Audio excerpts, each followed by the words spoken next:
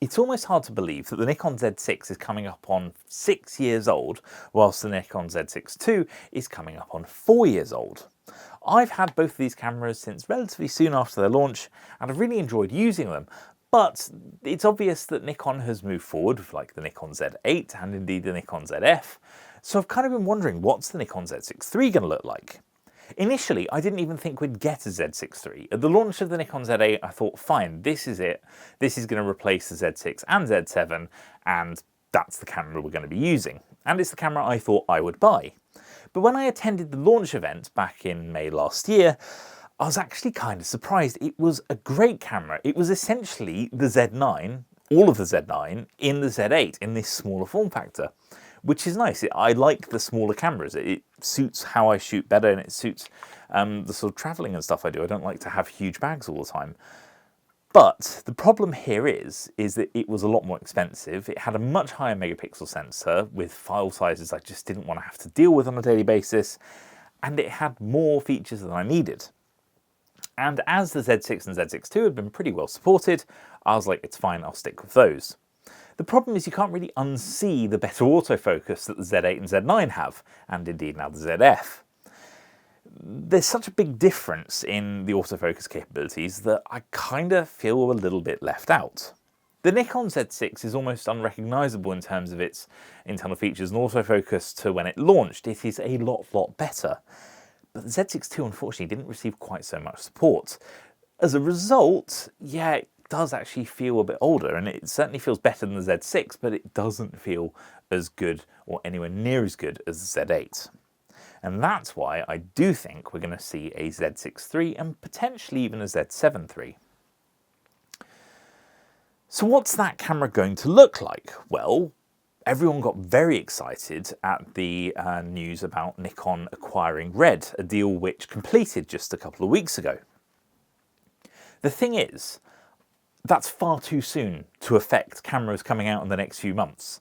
I don't think we'll see any features that Nikon have sort of taken on from Red in the near future. Perhaps at best some kind of a cut down version of Nikon's RAW file format, which perhaps takes us up to 6K, but I can't see the possibility for anything else. There's been some really exciting rumours around Nikon developing its own cinema lenses, maybe a bit of more integration between Red cinema systems and Nikon's cameras, but surely that's years away, not months. Which takes me to, well, what's the camera going to look like? I reckon we'll stick roughly with the same form factor that we have at the moment, perhaps slightly larger. But I do wonder if the sensor will change. The 24 megapixel sensor that's in the Z6II has kind of been around in one guise or another for quite a while now, and it's a great sensor, I really enjoy it. But I wonder whether we might see a jump to 33 megapixels. That's something that I think Sony's using in some of its cameras. So perhaps that's the way to go. But I personally won't mind if it's still a 24 megapixel sensor because it kind of works well for what I do. Yes, occasionally I'm like, well, wouldn't it be nice if we had a little bit more resolution on some stills? But to be completely honest with you, the majority of the time, 24 is absolutely ample, and I get smaller file sizes that are easier to deal with. I can't stress enough how much of a pain it was to deal with the files that I got from the Z8 and Z9 back when I was testing them, and I'm kind of like, yeah, it's a great camera, but I just don't need it. I'm sure if you're a professional sports photographer, or nature photographer, or portrait photographer, yes, absolutely, the Z8 and Z9 built for you, perfect. But I don't fit into those categories. It's not something I'm going to use regularly. So for me, smaller file sizes is no bad thing. So perhaps a small bump to resolution, but hopefully a more sensitive sensor. It would be great if we get better low light capability. And more importantly, what I want more than anything else is better autofocus. Using the Z8 and then stepping down to the Z6II is, I mean, it's a huge gulf. You really notice it. You notice how quickly the Z8 picks up eyes. You notice how quickly it picks up other objects. I want that in the Z6III. Perhaps the other thing is perhaps some enhanced video modes. Being able to shoot things like 10-bit video straight into camera would be nice. Be really cool if we had something like ProRes RAW built in. That would be pretty exciting. But just generally, I think that jump to 6K, which I do think is what we'll see, would be really cool. And will make a difference to how I shoot as well. In terms of physical changes, as I said, I don't think the body is going to change a huge amount, but, and this is wishful thinking because I don't think Nikon is going to do it, but I would love to see a better articulating screen than the one we currently have.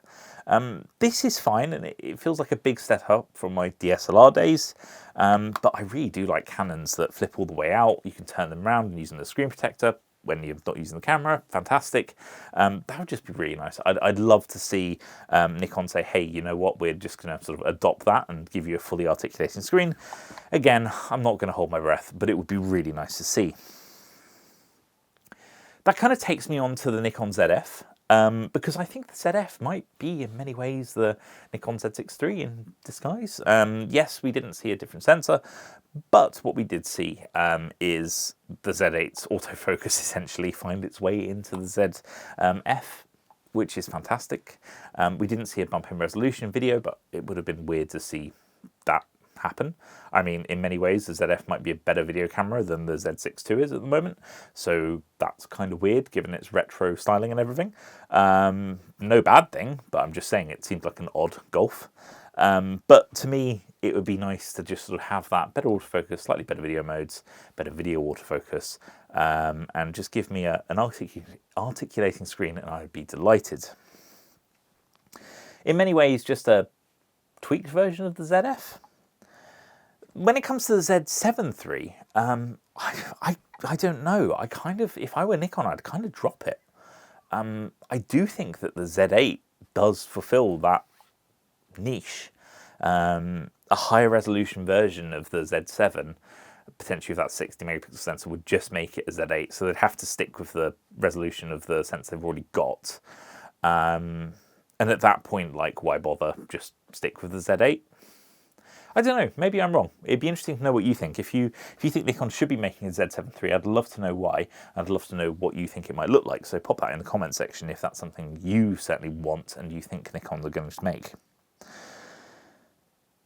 But yeah, there we have it. I think the Z6III is going to be another iterative update, as we had from the Z6 to Z6II, but it's going to be the biggest iterative update so far, because we're definitely going to get the processor from the Z8. That's critically important. That will give us the autofocus. That will perhaps allow us for enhanced video modes and certainly more in-camera processing. Perhaps we'll see a sensor change, perhaps we won't. Maybe we'll see some minor cosmetic changes. But overall, I think the recipe that Nikon has for the Z6 and Z6II is really good. And I don't think they need to change a huge amount to make it successful and have the Z6III. In terms of price point, it's not going to be £2,000 again, or $2,000, roughly around that number. I definitely think we're going to have to jump up to $2,500, maybe even pushing towards $3,000. But again, it can't be too much more, otherwise the Z8 is just going to be the one you jump up to naturally, at which point why bother making the Z6III? So that's kind of what I'm expecting or hoping for. We'll see if I'm right or not in the future, hopefully not too far into the future. And I wouldn't expect any real big changes from the Red acquisition. I just think that's wishful thinking. People are saying, oh yeah, we're going to have, you know, these great new video features, or, you know, the new sensors or whatever else. It takes time. Development takes time. Technology development takes a really long time, and it's certainly not going to take weeks. So perhaps hold your horses there. But yeah, what do you think? What's the Z6III going to look like? What are you expecting? What are you hoping for? Leave a comment below. If you like the video, give it a thumbs up. And if you haven't already, make sure you subscribe so you don't miss future videos, such as a look back at the Z6 and Z6II and how the Z6 really does hold up 6 years on. Thank you very much for watching. I hope I'll see you again next time. Goodbye.